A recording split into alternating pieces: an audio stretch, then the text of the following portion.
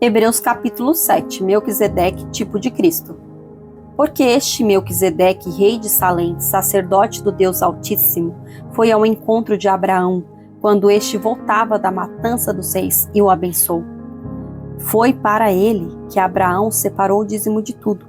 Primeiramente, o nome dele significa Rei da Justiça.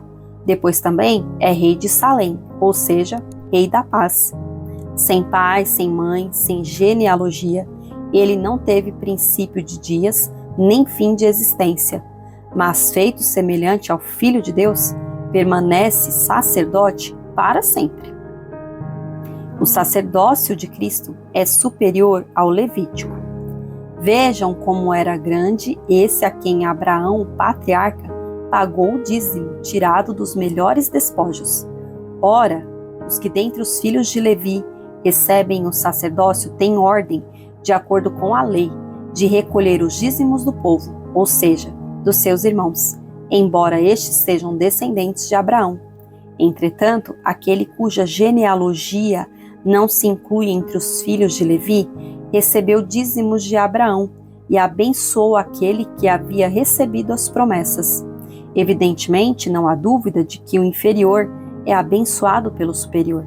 Aliás, aqui os que recebem dízimos são homens mortais, porém ali o dízimo foi recebido por aquele de quem se testifica que vive. E por assim dizer também Levi, que recebe dízimos, pagou-os na pessoa de Abraão. Porque Levi, por assim dizer, já estava no corpo de seu pai Abraão, quando Melquisedeque foi ao encontro deste. O sacerdócio de Cristo é eterno.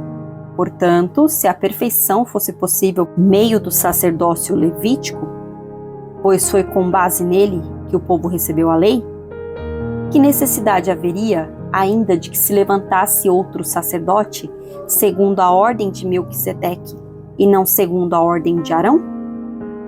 Pois quando se muda o sacerdócio, necessariamente muda também a lei, porque aquele de quem são ditas essas coisas pertence a outra tribo, da qual ninguém prestou serviço diante do altar. Pois é evidente que nosso Senhor procedeu de Judá, tribo a qual Moisés nunca falou nada a respeito de sacerdócio. E isto é ainda muito mais evidente quando, à semelhança de Melquisedeque, surge outro sacerdote, constituído não conforme a lei de mandamento carnal, mas segundo o poder de vida que não tem fim. Porque dele se testifica: você é sacerdote para sempre, segundo a ordem de Melquisedeque. Portanto, por um lado se revoga a ordenança anterior, por causa de sua fraqueza e inutilidade, pois a lei nunca aperfeiçoou coisa alguma. E por outro lado, se introduz esperança superior, pela qual nos chegamos a Deus. E isto não se deu sem juramento, porque os outros são feitos sacerdotes sem juramento. Mas este foi feito sacerdote com juramento, por aquele que lhe disse: o Senhor jurou e não se arrependerá. Você é sacerdote para sempre.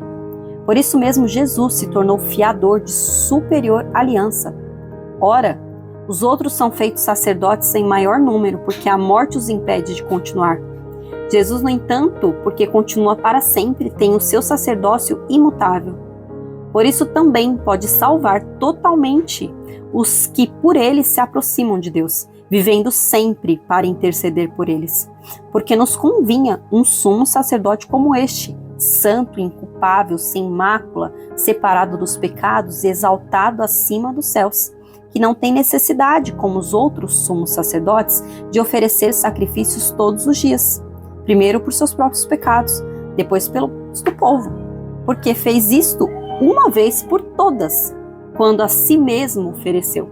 Porque a lei constituiu homens sujeitos a fraquezas, como sumos sacerdotes, mas a palavra do juramento, que foi posterior à lei, constituiu o Filho, perfeito para sempre.